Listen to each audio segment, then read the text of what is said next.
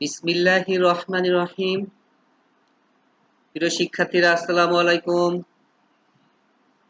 খুলনা ইসলামিয়া কলেজের পক্ষ থেকে আইসিটি বিষয়ক অনলাইন ক্লাসে তোমাদের সকলকে স্বাগত জানাচ্ছি। আজ আমার আইসিটি বিষয়ক অষ্টম ক্লাস। শিক্ষার্থীরা, তোমরা ধৈর্য সহকারে ক্লাসের শেষ পর্যন্ত অবশ্যই আমার সঙ্গে অবস্থান করবে, এটি ব্যক্ত করে আমি ক্লাসটি শুরু করছি। তাহলে শিক্ষার্থীরা, দেখো, আজও আমি ক্লাসটি দ্বাদশ শ্রেণী এবং এইচএসসি পরীক্ষার্থী 2020 এদের উদ্দেশ্যে ক্লাসটি তৈরি করেছি। শিক্ষার্থীরা, পূর্বের ক্লাসের ধারাবাহিকতায় আমার আজকের ক্লাসটিও পঞ্চম অধ্যায় থেকে নেওয়া হয়েছে এবং পঞ্চম অধ্যায়ের দ্বিতীয় অংশ, যেখানে সি প্রোগ্রামিং সম্পর্কিত আলোচনা করা হয়েছে। সি প্রোগ্রামিং সম্পর্কে আলোচনা হয়েছে। আমি এই সি প্রোগ্রামিং সম্পর্কে পূর্বে একটি ক্লাস নিয়েছি তোমাদের। শিক্ষার্থীরা, সি প্রোগ্রামিং সম্পর্কে শিখতে গেলে ধৈর্য সহকারে শিখতে হবে। তোমরা ক্লাসটিও ধৈর্য সহকারে দেখবে। তাহলে আমরা ক্লাসে চলে যাই। দেখো শিক্ষার্থীরা, আমরা আজ কন্ট্রোল স্টেটমেন্ট সম্পর্কে জানবো, কন্ডিশনাল কন্ট্রোল স্টেটমেন্ট সম্পর্কে শিখব, if statement, if dot dot dot else statement এবং নেস্টেড ইফ স্টেটমেন্ট সম্পর্কে জানব এবং এগুলোর গঠন শিখব, এগুলোর ব্যবহার শিখব, অর্থাৎ এইগুলা দিয়ে কিভাবে একটা সি প্রোগ্রামিং করা যায় সেই সম্পর্কে জানব। তাহলে শিক্ষার্থীরা, আমরা সামনের দিকে আগাই। Control statement. শিক্ষার্থীরা, সি প্রোগ্রামের স্টেটমেন্ট সমূহ সাধারণত পর্যায়ক্রমে স্বয়ংক্রিয়ভাবে সম্পাদিত হয়, অর্থাৎ কাজগুলো একটার পর অটোমেটিক্যালি সম্পাদিত হয়, নির্বাহ হয় মেইন ফাংশনের পরে। তবে শিক্ষার্থীরা,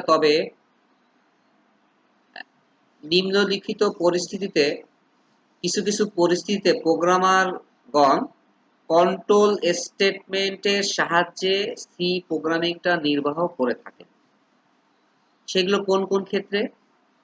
কোনো স্টেটমেন্ট দুই বা ততোধিকবার সম্পাদনের প্রয়োজন হলে, অর্থাৎ একই কাজ বারবার হচ্ছে। কোনগুলা সেগুলা?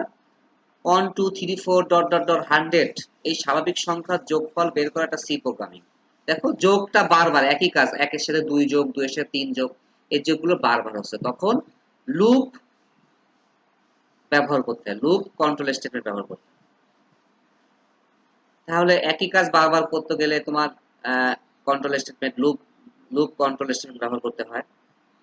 আরেকটা দেখো, সত্য সাপেক্ষে বা অন্য কোনো স্টেটমেন্টের ফলাফলের ভিত্তিতে কোনো স্টেটমেন্ট সম্পাদনের প্রয়োজন হলে, অর্থাৎ সত্য দিচ্ছ তুমি, একটা সত্য, একটা কন্ডিশন ব্যবহার করতেছো, যে এই কন্ডিশনটা সত্য হলে একটা প্রোগ্রাম একদিকে যাবে, মিথ্যা হলে প্রোগ্রাম আরেক দিকে যাবে, তখন এই স্টেটমেন্ট ব্যবহার করতে হবে। যেমন আমি একটা উদাহরণ দিয়ে দিই।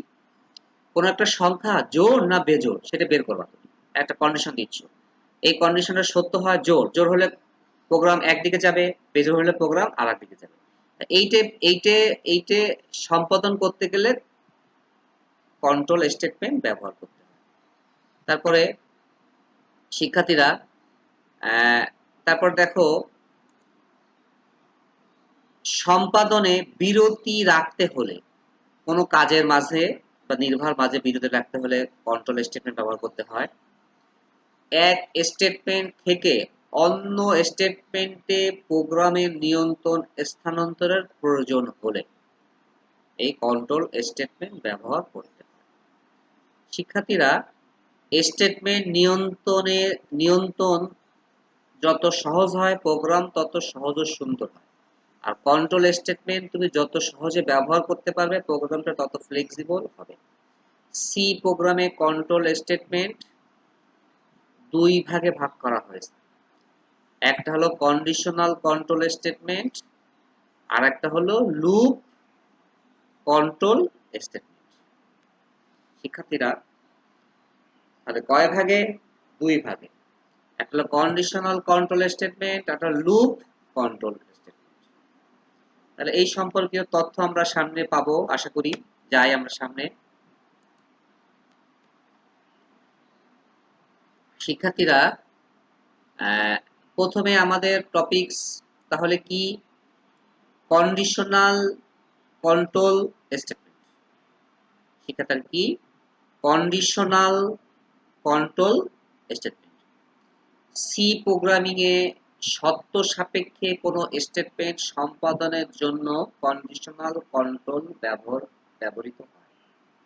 আমি একটু আগে বলেছি, কন্ডিশনাল কন্ট্রোলে ব্যবহৃত শর্ত সত্য হলে প্রোগ্রামে এক ধরনের ফল পাওয়া যায়, আর মিথ্যা হলে প্রোগ্রামে অন্য ধরনের ফল পাওয়া যায়। একটু আগে আমি এক্সপ্লেন করেছি। কন্ডিশনাল কন্ট্রোল স্টেটমেন্ট সমূহ হলো: ১ if statement, ২ if dot dot else statement, ৩ else if statement, ৪ switch statement. এখন এই সম্পর্কিত যাবতীয় গঠন ব্যবহার আমরা সামনে দেখব।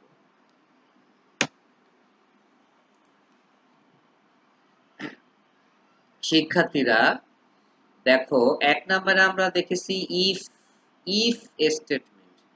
সি প্রোগ্রামে যদি অর্থে ইফ স্টেটমেন্ট ব্যবহৃত হয়। কোন অর্থে? যদি অর্থে। প্রোগ্রামে শর্ত সাপেক্ষে কোনো স্টেটমেন্ট সম্পাদনের জন্য ইফ স্টেটমেন্ট ব্যবহৃত হয়। শর্ত সাপেক্ষে। ইফ স্টেটমেন্টের ব্যবহার ফরম্যাট হলো নিচে: ইফ ফার্স্ট ব্র্যাকেট দিয়ে কন্ডিশন, মানে যে শর্তটা তোমার লিখবা, ইফ এর পরে ফার্স্ট ব্র্যাকেটে সে লিখবা। এখানে একটা জিনিস খেয়াল করতে হবে, এইগুলো কিন্তু সব মেন ফাংশনের ভিতরে ব্যবহার করতে হবে। ইফ বা যে কন্ডিশনাল কন্ট্রোল স্টেটমেন্ট গুলো ব্যবহার করতে হবে, তার শেষে কিন্তু ফার্স্ট ব্র্যাকেটের শেষে কিন্তু কোনো সেমিকোলন ব্যবহার করা যাবে না। আচ্ছা, কন্ডিশনের পরে এই কন্ডিশনটা যদি সত্য হয়, সেটা ব্লক অন এর ভিতরে তোমাকে ছাপিয়ে দেখিয়ে দেবে। মিথ্যা হলেও সেটা দেখিয়ে দেবে। অর্থাৎ যেখানে মাত্র একটা উত্তর দেখাবে, কন্ডিশন সত্য হলে সত্য দেখাবে, মিথ্যা হলে মিথ্যা দেখাবে, এরকম বিষয়টা। তাহলে ইফ গঠনটা কি শিক্ষার্থীরা? ইফ এর পর ফার্স্ট ব্র্যাকেট, কোনো সেমিকোলন নাই, এবং উত্তরটা সেকেন্ড ব্র্যাকেটের ভিতর দেখিয়ে দেওয়া আছে। এখানে অনেক বইয়ে ব্লক অন না দিয়ে স্টেটমেন্ট অন দেওয়া আছে, এটাও সঠিক। স্টেটমেন্ট অন বলতে ওই কন্ডিশনটা সত্য হলে যেটা ছাপাই দেবে সে দেখাচ্ছে। এটা ব্লক ডায়াগ্রাম দেখানো হয়েছে। দেখো শিক্ষার্থীরা, কন্ডিশনটা ইউজ করতে হয় সিদ্ধান্ত প্রতীকের ভিতরে। কোথায়? সিদ্ধান্ত প্রতীক। কন্ডিশনটা ব্যবহার করতে হয় কোথায়? সিদ্ধান্ত প্রতীকের ভিতরে। সিদ্ধান্ত প্রতীক কেমন? এই যে এটা কন্ডিশন, এটার উত্তর সত্য হলে ব্লক অন অর্থাৎ স্টেটমেন্ট এন্ড এক ছাপিয়ে দিয়ে তোমাকে দেখিয়ে দেবে, কাজ শেষ করবে। তাহলে শিক্ষার্থীরা এর ব্যবহার আমরা দেখি।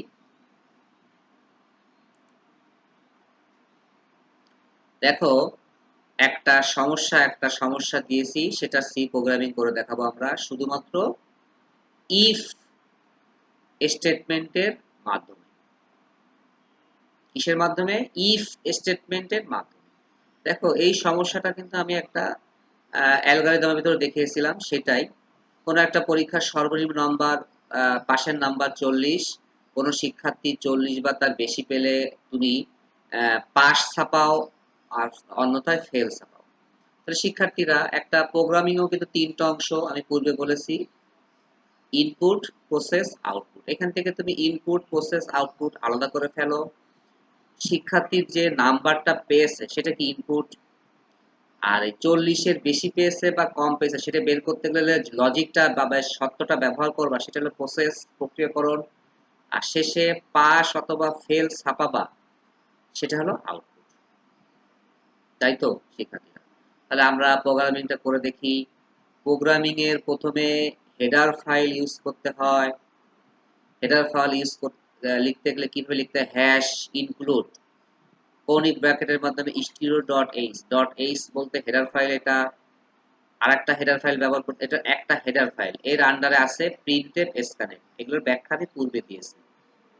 প্রিন্টএফ আর স্ক্যানএফ লাইব্রেরি ফাংশন ব্যবহার করতে গেলে স্টিরো ডট এইচ নামক হেডার ফাইল ব্যবহার করতে হবে। দ্বিতীয় আরেকটা হেডার ফাইল ব্যবহার করা হয়েছে ইনক্লুড কোনিও ডট এইচ, এটা কার জন্য ব্যবহার করা হয়েছে, গেট সিএইচ লাইব্রেরি ফাংশন ব্যবহার করেছে প্রোগ্রামের ভিতরে, তাই এটা ব্যবহার করেছে। হেডার ফাইল ব্যবহারের শেষে কোন অংশ শিক্ষার্থীরা, মেইন অংশ, main function. Main function first bracket শুরু, ফার্স্ট ব্র্যাকেট শেষ।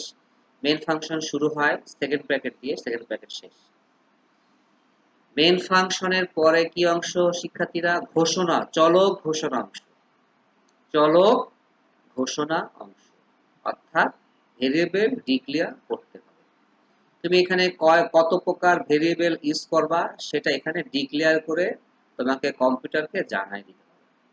আচ্ছা, দেখো তুমি মাত্র কত প্রকার আছে এখানে চলক, দেখো শুধু পরীক্ষার নাম্বারটা দিলেই তোমার পাস ফেল দেখা যায়, পাস ফেল তো চলক না, এটা তার লেখা সিম্পল টেক্সট।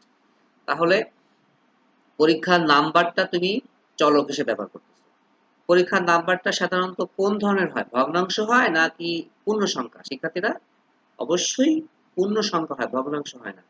এজন্য আমরা ইন্টিজার টাইপের ডেটা টাইপ ব্যবহার করেছি, ইন্ট মার্ক নামের একটা চলক ব্যবহার করেছি, যেটা নাম্বার হিসেবে ব্যবহৃত হচ্ছে। এখানে তুমি মার্ক না লিখে এ বি সি তোমার নামও ব্যবহার করতে পারবে। একটা স্টেটমেন্ট ব্যবহার করার পর একটা সেমিকোলন, শিক্ষার্থী এগুলো পূর্বের কথা, আমি তারপর আবার ব্যাখ্যা করতেছি। আচ্ছা, প্রোগ্রামের সৌন্দর্যের জন্য একটা ইনপুট নিতে গেলে আমি একটা প্রিন্টএফ ব্যবহার করব, একটা স্ক্যানএফ ব্যবহার করব। কেন, আমি পূর্বে বলেছি প্রিন্টএফ ব্যবহার করতে হয় ফার্স্ট প্যাকেট দিয়ে, শেষ করতে হয় ফার্স্ট প্যাকেট দিয়ে, এবং সেমিকোলন সর্বশেষে, কারণ এটা একটা স্টেটমেন্ট। ফার্স্ট প্যাকেটের ভিতরে যা লিখতে হবে সেটা ডবল কোটেশনের ভিতরে লিখতে হবে। কি লিখতেছো, প্লিজ ইন্টার ইওর মার্ক, তোমার মার্কটা এন্ট্রি করো বা দাও, এটা লিখতেছি। আচ্ছা, স্ক্যানএফ মূলত ইনপুট ফাংশনটা না, স্ক্যানএফ আমি বলেছি স্ক্যানএফও শুরু হয় ফার্স্ট ব্র্যাকেট দিয়ে, সেকেন্ড ব্র্যাকেট দিয়ে, সেমিকোলন শেষে, ডবল কোটেশনের ভিতরে পার্সেন্টেজ ফরম্যাট স্পেসিফায়ার, তারপরে ডি, ডেটা ডি কেন, ডেসিমাল টাইপের ডেটা টাইপ, ইন্টিজারটা কি ডেসিমাল টাইপের ডেটা টাইপ, তাই এটা হলো ডি ব্যবহার করা হচ্ছে। কোন টাইপের ডেটা তুমি নিছো তার সিম্বল, কমা, অ্যাম্বারসান্ড, অ্যাড্রেস অপারেটর। এই মার্কসটা কোথায় দিচ্ছ, এখানে যে ইনপুটটা নিচ্ছ সেই ইনপুটটার নামটা এখানে দিতে হবে। তুমি ওই ইন্টিজার টাইপের যে মার্কসটা, মার্ক নামক যে ডেটা চলকটা ঘোষণা করে হয়েছে সেই ঘরে তুমি নম্বরটা পাঠায় দিচ্ছ ডেসিমাল নাম্বারে। ঠিক আছে, সেটা বোঝাইছে। এরপরে কি অংশ, প্রসেসিং অংশ, প্রক্রিয়াকরণ অংশ শিক্ষার্থীরা। প্রক্রিয়াকরণ অংশে কি করবা, আমি এখানে কোন কন্ডিশন ব্যবহার করব, ইফ, আমি তো ইফ কন্ডিশন ব্যবহার করা শিখতেছি। ইফ ইফ লিখেছি, ইফ শুরু হয় কি ফার্স্ট ব্র্যাকেট দিয়ে, শেষ হয় ফার্স্ট ব্র্যাকেট, গঠনে দেখিয়েছি কোনো সেমিকোলন হবে না। এখানে তোমার কন্ডিশন দেওয়া আছে যে নাম্বারটা তুমি পরিবেশন করেছো, এই যে মার্ক সেই মার্ক গ্রেটার দ্যান ইকুয়াল, সে মার্ক গ্রেটার দ্যান ইকুয়াল 40, অর্থাৎ মার্কটা কি 40-এর থেকে বড় না সমান, তোমাকে প্রশ্ন করা হয়েছে। যদি বড় বা সমান হয় তাহলে কি হবে শিক্ষার্থীরা, তুমি পাস করে গেছো, তাহলে পাস ছাপাতে হবে। এখন সেই ব্লক অন, গঠনের ব্লক অন বা স্টেটমেন্ট অন, প্রিন্টএফ, প্রিন্টএফ লেখার নিয়ম বলেছি, ডবল কোটেশনের ভিতরে you have passed in the subject, আর তুমি পাস করেছো। স্ল্যাশ এন কেন, নিউ লাইনে, লেখাটা নিউ লাইনে দেখাবে। আচ্ছা, তোমার সমস্যায় কিন্তু দুইটা কন্ডিশন ছিল, পাস অথবা ফেল। পাস ছাপাইছো, ইফের মাধ্যমে একটা একটা করে উত্তর বের করা যায়, আমি পূর্বে বলেছি একটা উত্তর হয়ে গেছে, এখানে তোমার দুইটা উত্তর বের করতে হবে, ফেল আবার একটা কন্ডিশন ব্যবহার করো ইফের মাধ্যমে, ইফ মার্ক লেস দ্যান 40, যদি 40 থেকে কম হয় তাহলে কি হবে, ফেল। একেবারে দেখাই দিছো you have fail in the subject slash N, লাস্টে গেট সিএস দিয়ে প্রোগ্রাম শেষ করে আসছে। সিম্পল একটা প্রোগ্রাম আমি ইফ কন্ডিশন ব্যবহার করে তোমাদের দেখালাম। দেখো এখানে তুমি ইনপুট 45 দিচ্ছ, মানে মার্কসটা দিচ্ছ 45 45, তোমাকে আউটপুট দেখাবে you have pass in the subject. শিক্ষার্থীরা বোঝা গেছে? এখন দেখো ইফ এর মাধ্যমে ছোট্ট একটা প্রোগ্রাম তোমাদের করে দেখালাম, এইভাবে তোমরা আরো অনেক প্রোগ্রাম করতে পারবে। তাহলে এখন আমরা পরবর্তী টপিকসে চলে যাই শিক্ষার্থীরা।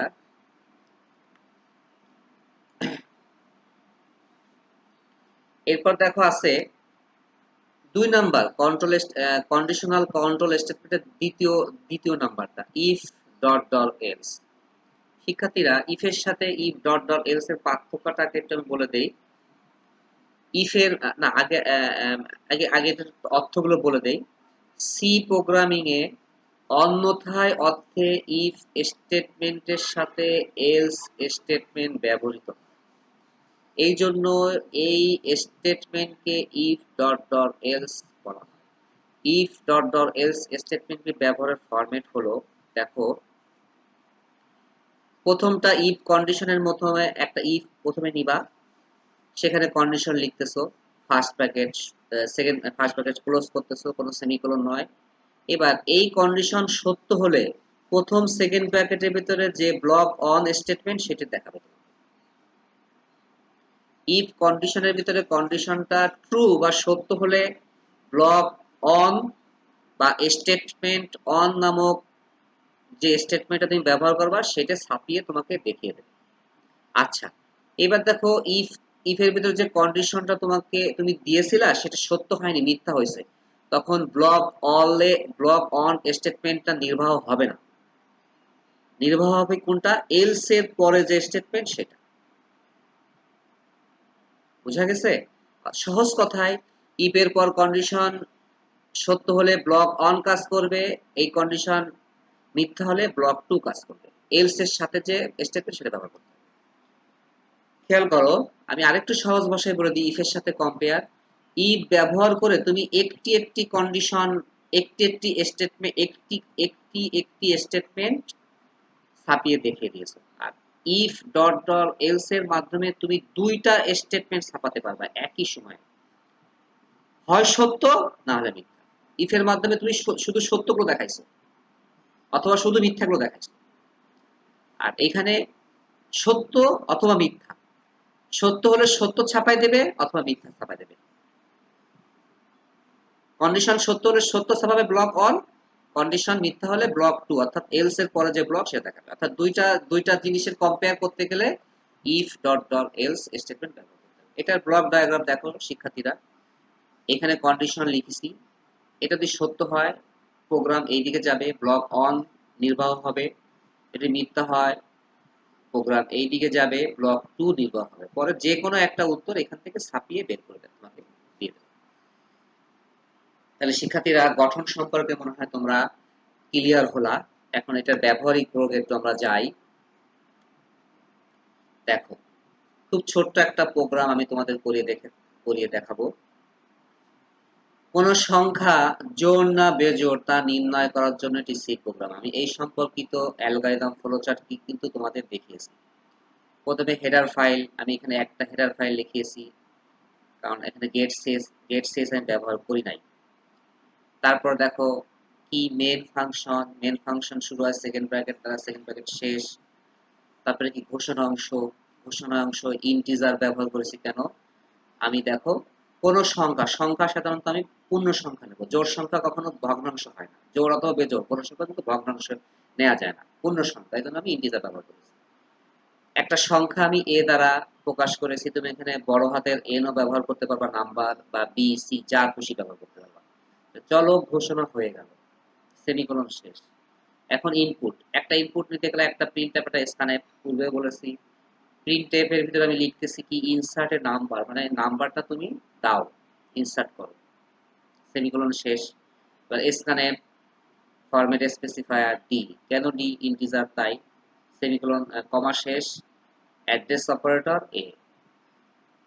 এই ইনপুট নামক জায়গায় তুমি ডেসিমাল টাইপের একটা সংখ্যা ইনপুট দিচ্ছ, সেটার ব্যাখ্যা এটা।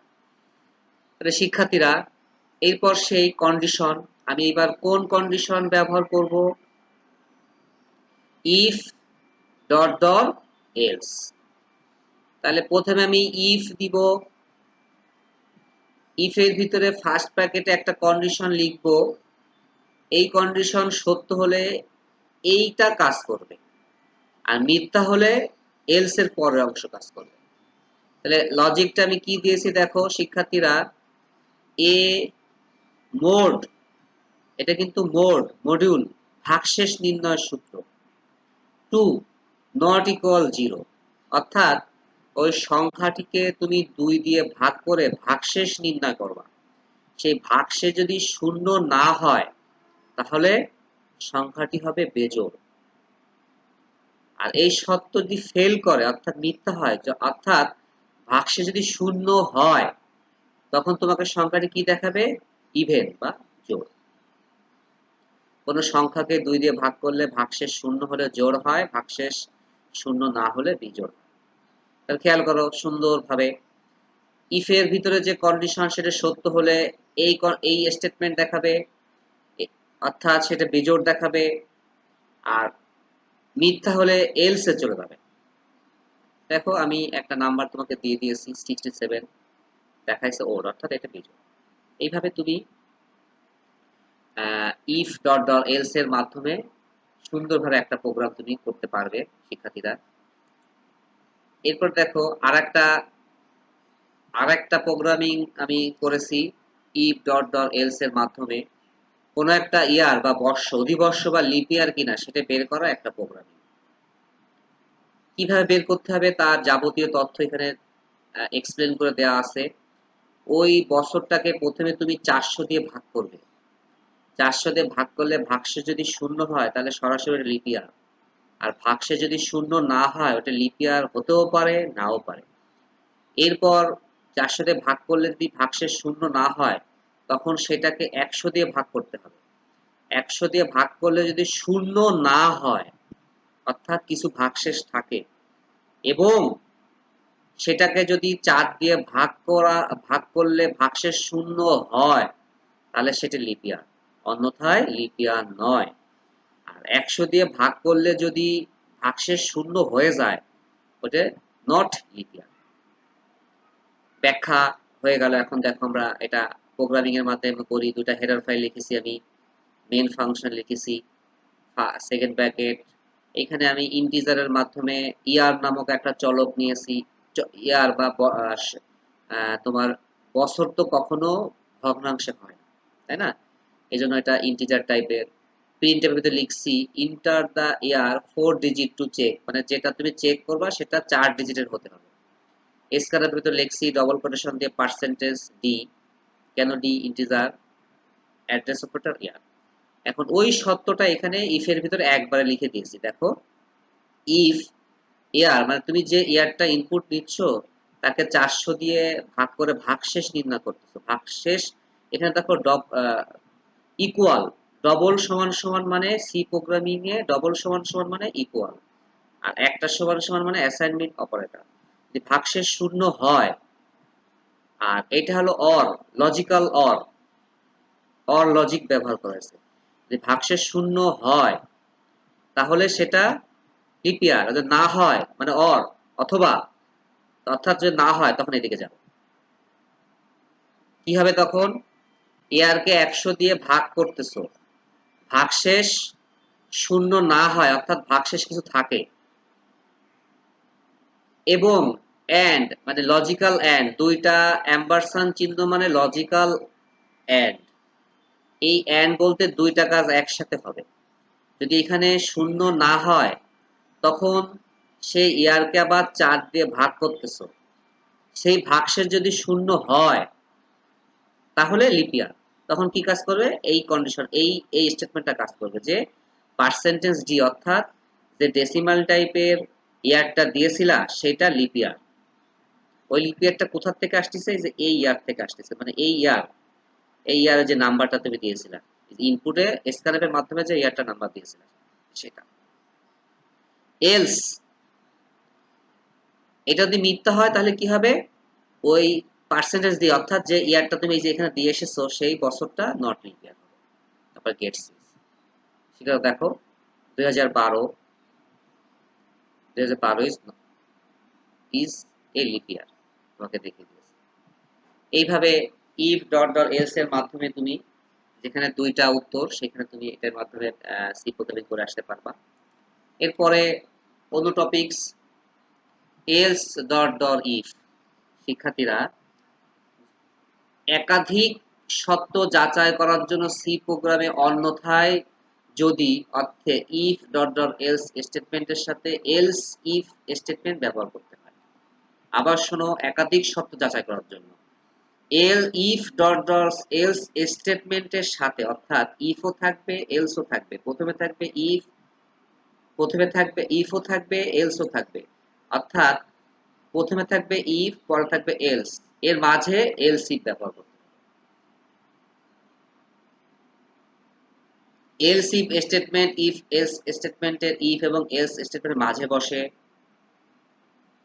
প্রোগ্রামে একাধিক ইফ স্টেটমেন্ট ব্যবহারের বিকল্প হিসেবে এলস ইফ স্টেটমেন্ট ব্যবহার করতে হয়। অর্থাৎ দেখো, প্রথমে ইফ কন্ডিশন, এটা সত্য হলে এটা কাজ করবে, এটা মিথ্যা হলে এলস ইফ কন্ডিশন 2 কাজ করবে, এটা সত্য হলে ব্লক 2 কাজ স্টেটমেন্ট দেখাবে।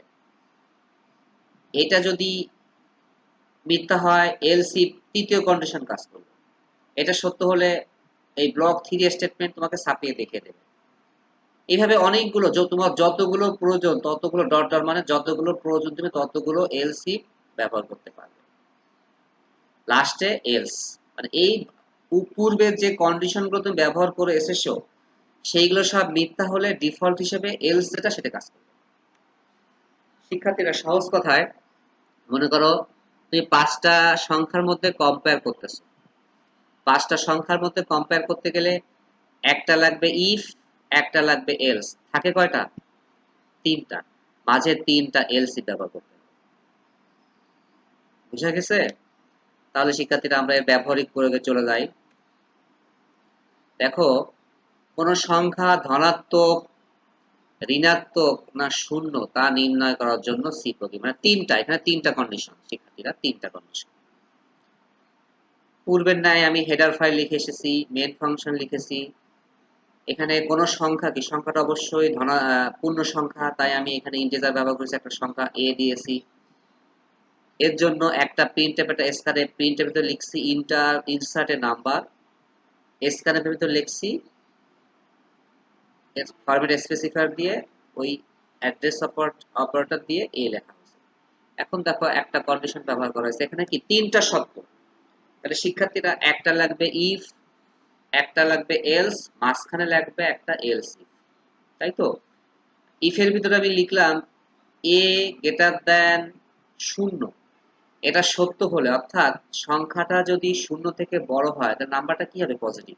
আমি সেটা ছাপিয়ে দেখি যে নাম্বার ইজ পজিটিভ। এইবার দ্বিতীয় কন্ডিশন, অর্থাৎ এটা যদি ফেল হয় এলস ইফ, দেখো লিখেছি এ লেস দ্যান 0, অর্থাৎ সংখ্যাটি 0 থেকে ছোট, তার মানে কি নেগেটিভ সংখ্যা, 0 থেকে ছোট হলে নেগেটিভ সংখ্যা, সেটা দেখে দিয়েছে দ্য নাম্বার ইজ নেগেটিভ। দেখো এই দুইটা কন্ডিশনে যদি মিথ্যা হয় অর্থাৎ যদি ধনাত্মক সংখ্যাও না হয় ঋণাত্মক সংখ্যা না হয় তাহলে কি হবে? অবশ্যই 0 হবে, সেটা এলস এর মধ্যে দেখানো হয়েছে। এই দুটো ফল্ট করলে ডিফল্ট হিসাবে দেখাবে এটা যে সংখ্যাটি 0। গেট সেজ দিয়ে কাজটা আমি শেষ করে দিয়েছি। শিক্ষার্থীরা এইভাবে এলসিফ এর মাধ্যমে দুইয়ের অধিক সংখ্যা যখন উত্তর বের করতে হবে তখন এলসিফ এর ব্যবহার করে তুমি প্রোগ্রামিংটা করতে পারবে। আমি ইনপুট হিসেবে দেখো দিয়েছি -5, তোমাকে আউটপুট দেখেছে নাম্বার ইজ নেগেটিভ। শিক্ষার্থীরা বোঝা গেছে আশা করি। দেখো এই বিষয়ে আমি আরেকটা প্রোগ্রামও তোমাদের জন্য তৈরি করেছি, 3টি পূর্ণ সংখ্যার মধ্যে বড় সংখ্যা বের করার সি প্রোগ্রামিং। দেখো যথারীতি আমি হেডার ফাইল লিখেছি, মেন ফাংশন। এখন দেখো এখানে 3টা নাম্বার আমি একসাথে ডিক্লেয়ার করেছি, integer, number 1, number 2, number 3, semicolon. একাধিক নাম্বার একাধিক চলক ব্যবহার করতে ডিক্লেয়ার করতে গেলে মাঝে কমা ব্যবহার করতে হয়, পূর্বে বলেছি। দেখো এখানে নাম্বার ওয়ানের জন্য একটা প্রিন্টএফ একটা স্ক্যানএফ ব্যবহার করা দরকার, নাম্বার টুর জন্য একটা প্রিন্টএফ একটা স্ক্যানএফ, নাম্বার থ্রির জন্য একটা প্রিন্টএফ একটা স্ক্যানএফ, তাহলে কি হয় 6টা হয়। তাহলে প্রোগ্রামিংটা ফ্লেক্সিবল হয় না, অনেক বড় হয়ে যায়। এজন্য আমরা একটা প্রিন্টএফ একটা স্ক্যানএফ এর ভিতরেই কিন্তু তিনটা চলক বা তিনটা ইনপুট ডিক্লেয়ার করতে পারি, সে দেখানো হয়েছে এখানে। তাই দেখো প্রিন্টএফ ইন্টা 3 ইন্টিজার নাম্বার, মানে প্রথম প্রিন্টএফে আমি বলে দিয়েছি তিনটা নাম্বার তুমি পরপর ইনসার্ট করো কিবোর্ডের মাধ্যমে। আচ্ছা স্ক্যানএফ এর ভিতরে দেখো তিনটা ইনপুট একসাথে ডিক্লেয়ার করেছি, একটার জন্য %d ফাঁকা স্পেস, দ্বিতীয় নাম্বার 2 এর জন্য এটা, নাম্বার 3 এর জন্য এটা, শেষ ডাবল কোটেশন শেষ কমা, নাম্বার 1 এর জন্য একটা অ্যাড্রেস অপারেটর কমা, নাম্বার 2 এর জন্য একটা অ্যাড্রেস অপারেটর কমা, নাম্বার 3 এর জন্য অ্যাড্রেস অপারেটর। এরকম যতগুলো অনেকগুলো ইনপুট একসাথে স্ক্যানএফ এর মাধ্যমে ডিক্লেয়ার করা যায় শেষের সেমিকোলন।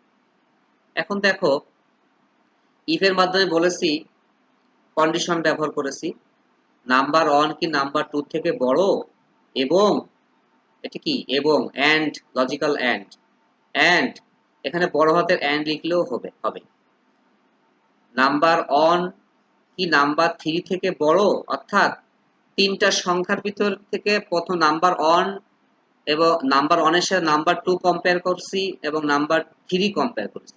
যদি এটা সত্য হয় তাহলে কি হবে, নাম্বার 1 নাম্বার 2 থেকে কম্পেয়ার করে জিতেছে, নাম্বার 3 এর সাথে কম্পেয়ার করে জিতেছে, তাহলে কি হবে নাম্বার 1 ই বড় হবে।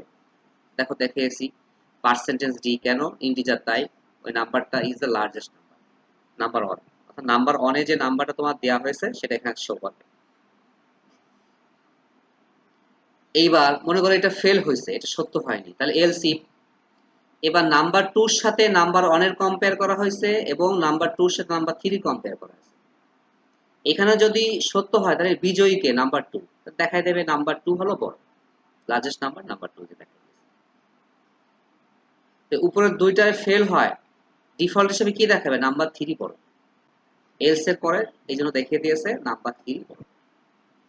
গেট স্টেজ দিয়ে প্রোগ্রামিংটা আমি শেষ করে ফেলেছি। শিক্ষার্থীরা দেখো এখানে তিনটা সংখ্যা 10, 20, 30 আমি দিয়েছি, তিনটা সংখ্যা কম্পেয়ার করে সে দেখে প্রোগ্রামিংটা নির্ভর করে দেখে দিয়েছে যে নাম্বার 30টা হলো লার্জেস্ট। তাহলে এইভাবে